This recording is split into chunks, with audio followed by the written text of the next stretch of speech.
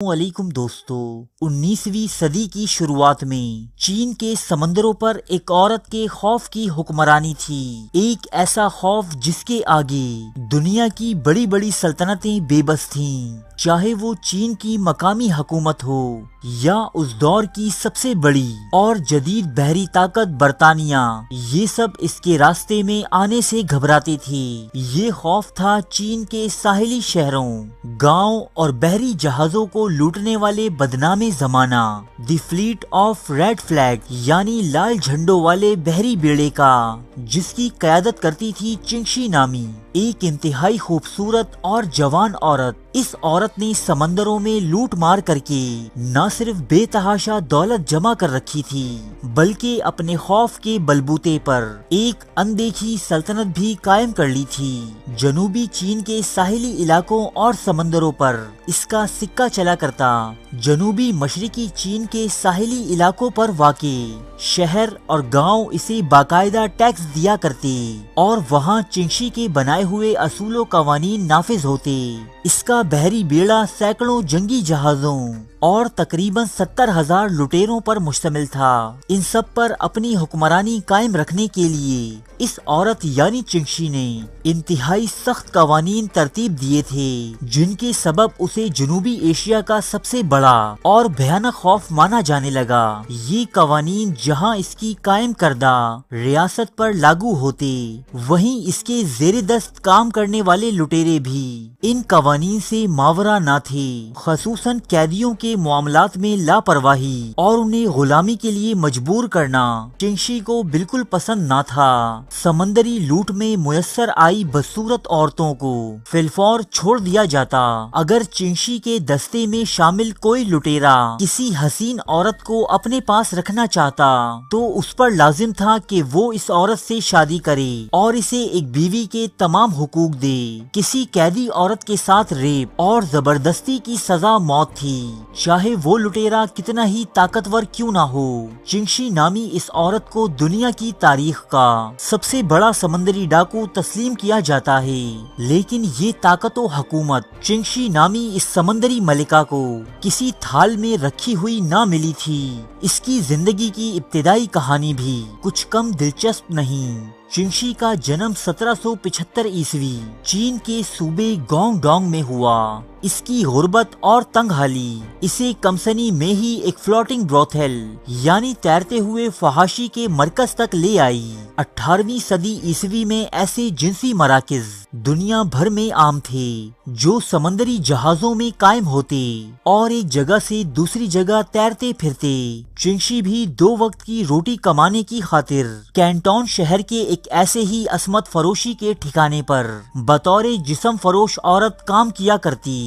اس کی زندگی میں تبدیلی اس وقت رونما ہوئی کہ جب ایک خطرناک سمندری ڈاکو زینگ یی نے اس کے کہبہ خانے میں لوٹ مار کی غرض سے چھاپا مارا اور وہ تمام جسم فروش عورتوں کو اپنے ساتھ اٹھا لے گیا، جن میں چنگشی بھی شامل تھی۔ جلد ہی چنگشی کے حسن اور اس کی ذہانت و قابلیت نے اس ظالم ڈاکو کے دل میں اپنی محبت کی شمع روشن کر دی اور اس نے چنگشی سے شادی کر کے اسے اپنی ملکہ کا درجہ دے دیا۔ زینگ یی کی ملکہ بننے کے بعد ہی دنیا کو چنگشی میں چھپی بے مثال قائدانہ صلاحیتوں کا علم ہوا کہ جب اس نے دیکھتے ہی دیکھتے اپنے شوہر کے زیر دست لٹیروں کے ایک چھوٹے سے گروہ کو ایک بڑے اور جنگجو سمندری بحری بیڑے میں تبدیل کر دیا۔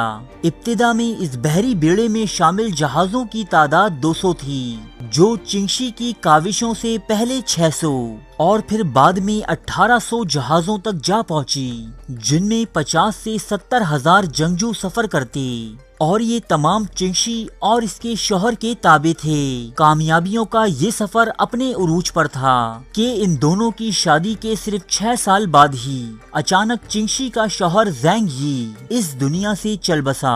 اس کے شوہر کی موت کے بعد اس کے بحری بیڑے کے بہت سے لوگ چنگشی کو اسی عصمت فروشی کی کیچڑ میں واپس دھکیلنا چاہتے تھے، جس سے چند سال قبل وہ نکل کر آئی تھی۔ لیکن اس نے کمال مہارت سے ان تمام سازشوں کا مقابلہ کیا اور بالآخر اپنے شوہر کے منہ بولے بیٹے چینگ پاؤ کی مدد سے لٹیروں کی اس جماعت کی سردار بن بیٹھی۔ یہاں سے شروع ہوتا ہے چنگشی کی بے مثال کامیابیوں کا دور، جنہیں اس نے اپنی بہترین لیڈرشپ اور بے باک بہادری کے سبب سمیٹا۔ اس نے اپنے بحری بیڑے کو انتظامی طور پر کئی حصوں میں تقسیم کیا، جنہیں پہچان کے لیے مختلف رنگوں مثلا نیلا، ہرا، کالا اور لال سے مزین کیا۔ لال رنگ کے جہاز ہمیشہ اس بحری بیڑے کی سربراہی کرتے جن میں چنگشی خود سوار ہوتی، اسی لیے اس کے بیڑے کو دی فلیٹ آف ریڈ فلیگز کہا جانے لگا۔ چنگشی وہ پہلی سمندری ڈاکو تھی جس نے لوٹ مار کے قوانین یعنی سمندری لٹیروں کے لیے ایک آئین ترتیب دیا۔ اس آئین میں قیدیوں کے حقوق سے لے کر لوٹ کے مال کی تقسیم تک کے سب طریقے درج تھے، جس کے مطابق لوٹ کے مال کا صرف 20% حصہ ہی لٹیروں کو ملا کرتا، جبکہ باقی 80% اس بیڑے کے مشترکہ فنڈ میں جمع ہوتا۔ آج تک کسی کو یہ معلوم نہ ہو سکا کہ آخر چنگشی کے پاس کتنی دولت تھی، لیکن مورخین کے مطابق وہ اس وقت دنیا کی امیر ترین عورت بن چکی تھی۔ اس کے بنائے آئین پر عمل درآمد کروانے کی خاطر چنگشی نے سخت ترین سزائیں مرتب کر رکھی تھیں، مثلاً کسی بھی مجرم کے پیروں میں میخیں ٹھوک کر اسے جہاز کے عرشے پر کھڑا کر دیا جاتا اور پھر خوب کوڑے برسائے جاتے۔ اس کے علاوہ کسی مجرم کے کان، ہاتھ یا دیگر عضو کاٹ دینا بھی عام سزائیں تھیں۔ چنگشی کے مرتب کردہ ان سخت قوانین کے سبب لوگ اس کی شخصیت کو ایک بھیانک خواب سے تشبیہ دیتے۔ تمام جنوبی چین میں اس کی دہشت بیٹھی ہوئی تھی۔ سرکاری فوجی جہاز چاہے وہ چینی ہوں یا پرتگالی، فرانسیسی ہوں یا انگریزی، سب کے سب اس عورت سے شکست کھا چکے تھے۔ چنگشی کے عروج کے دنوں میں اس کی طاقت اس حد تک بڑھ چکی تھی کہ دنیا کی تمام حکومتیں اسے ناقابل شکست تسلیم کرنے لگیں اور چنگشی کے علاقوں سے دور رہنے میں ہی اپنی عافیت سمجھتیں۔ ایسی طاقت اور شان و شوکت آج تک دنیا کے کسی بھی سمندری لٹیرے کو نہ ملی تھی جیسی چنگشی کے حصے میں آئی۔ بالآخر چینی حکومت نے تھک ہار کر چنگشی اور اس کے تمام ساتھیوں کو لوٹ مار سے باز رہنے پر رہائی دینے کا وعدہ کیا، جسے چنگشی کی جانب سے تسلیم کر لیا گیا۔ معاہدے کے مطابق لوٹ مار کا تمام مال و اسباب چنگشی کے پاس ہی رہا۔ اس معاہدے کے بعد چنگشی نے اپنے ہی منہ بولے بیٹے چینگ پاؤ سے شادی کر لی اور ایک پرسکون زندگی گزارتی رہی۔ اپنے دوسرے شوہر کی موت کے بعد وہ ایک مرتبہ پھر اسی شہر یعنی کینٹون روانہ ہوئی، جہاں وہ کبھی بطور ایک فاحشہ کام کیا کرتی تھی اور یہاں اپنے ایک ذاتی جوئے خانے کی بنیاد رکھی۔ اپنی موت یعنی 1844 عیسوی تک چنگشی اسی شہر میں مقیم رہی۔ چنگشی کی داستان آج بھی چین کی عورتوں میں خاصی مقبول ہے، جو یہ سبق دیتی ہے کہ عورت بھی مردوں کی طرح ہر کام انجام دے سکتی ہے، اچھے سے اچھا، برے سے برا اور سفاک سے سفاک تر۔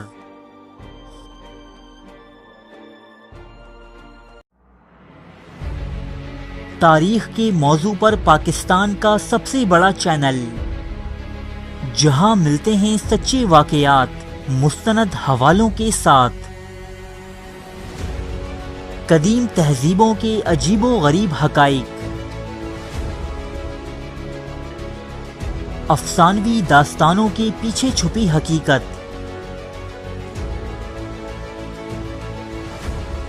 زندگی بدل دینے والی اسلامی حکایات، قدیم اور جدید جنگوں کے احوال، دلچسپ اور پراسرار واقعات، بادشاہوں اور جرنیلوں کی عیاشی کی داستانیں، ملکاؤں اور کنیزوں کی شرمناک کہانیاں،